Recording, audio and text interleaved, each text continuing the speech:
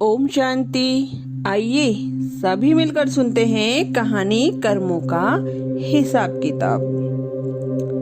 कहते हैं ना कि हर इंसान को अपने कर्म भुगतने हैं, चुकतू करने ही है। इसलिए हमेशा याद रखें कि अपने कर्म अच्छे हों। तो सुनते हैं कहानी। एक रोज एक महात्मा अपने शिष्य के साथ भ्रमण पर निकले। गुरुजी को ज्यादा इधर उधर की बातें करना पसंद नहीं था।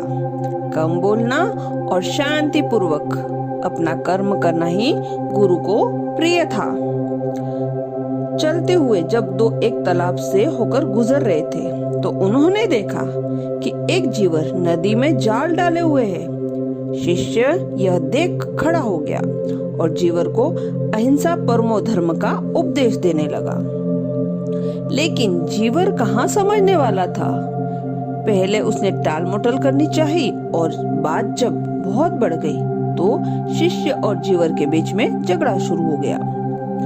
यह झगड़ा देख गुरुजी जो उनसे बहुत आगे बढ़ गए थे लौटे और शिष्य को अपने साथ चलने को कहा एवं शिष्य को पकड़कर ले चले। गुरुजी ने अपने शिष्य से कहा, बेटा, हम जैसे साधुओं का काम सिर्फ समझाना है, लेकिन ईश्वर ने हमें दंड देने के लिए धरती पर नहीं भेजा है। शिष्य ने पूछा, महाराज को न तो बहुत से दंडों के बारे में पता है और न ही हमारे राज्य के राजा बहुतों को दंड देते हैं। आखिर इनको कौन दंड देगा? शिष्य की इस बात को जवाब देते हुए गुरुजी ने कहा, बेटा, तुम निश्चित रहो, इसे भी दंड देने वाली एक अलौकिक शक्ति इस दुनिया में मौजूद है, जिसकी पहुंच सभी जगह है। ईश्वर की दृष्टि सब तरफ है। इसलिए अभी तुम चलो, इस झगड़े में पड़ना गलत होगा, इसलिए इस झगड़े से दूर रहो। शिष्य गुरुजी की बात सुनकर संतुष्ट हो गया और उनके साथ चल दिया। इस बात को ठीक 2 वर्ष बीत चुके थे कि एक दिन गुरुजी और शिष्य दोनों उसी तालाब से होकर गुजरे। शिष्य भी अब 2 साल पहले की वह जीवर वाली घटना भूल चुका था। उन्होंने देखा कि एक व्यक्ति पानी में डूबकर चटपटा रहा है एवं उसे हजारों मछलियां नोच नोच कर खा रही थी। शिष्य यह दृश्य देखा और उसे रहा नहीं गया। दया से उसका हृदय पिघल गया। शिष्य उस व्यक्ति को बचाने जाने ही वाला था कि गुरुजी ने उसके हाथ पकड़ लिया और उसे जाने से मना करते हुए कहा, बेटा, इसे अपने कर्मों का फल भुगतने दो।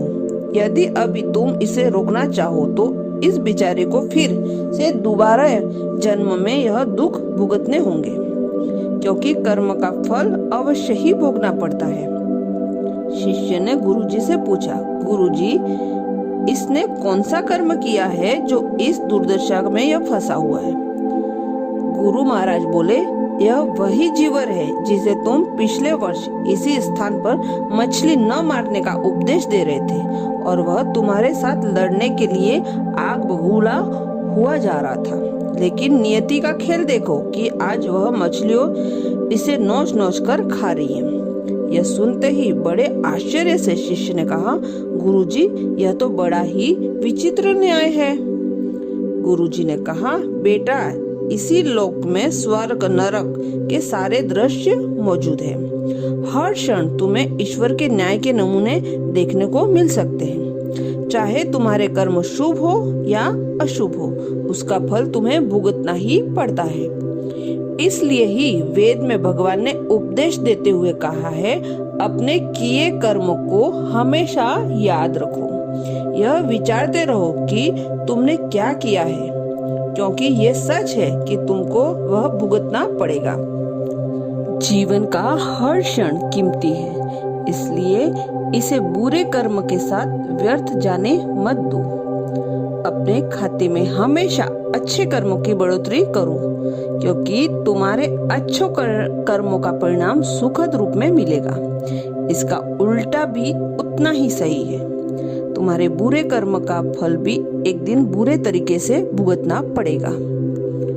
इसलिए अपने कर्मों पर ध्यान दो, क्योंकि कर्मों का लेखा जोखा एक न एक दिन किसी न किसी रूप में चुकता होकर ही रहता है, चाहे इस जन्म में हो या फिर अगले जन्म में। इसमें भगवान का दोष देने का कोई लाभ नहीं। शिष्य गुरुजी की बात स्पष्ट रूप से समझ चुका था। इस कहानी का भावार्थ यही है कि हम चाहे इस बात पर विश्वास करें या न करें, लेकिन यह 100% सच है कि ईश्वर हमेशा सही न्याय करते हैं और उनके न्याय करने का सीधा संबंध हमारे अपने कर्मों से है। यदि अपने जीवन में बहुत अच्छे कर्म किए या अच्छे कर्म कर रहे हैं तो उसी के अनुरूप ईश्वर हमारे साथ न्याय करेंगे। यह जीवन हमें इसलिए मिला है ताकि हम कुछ ऐसे कार्य करें जिसको देखकर ईश्वर की आंखों में भी हमारे प्रति प्रेम झलक उठे। सदैव प्रसन्न रहिए, जो प्राप्त है पर्याप्त है। अच्छा, ओम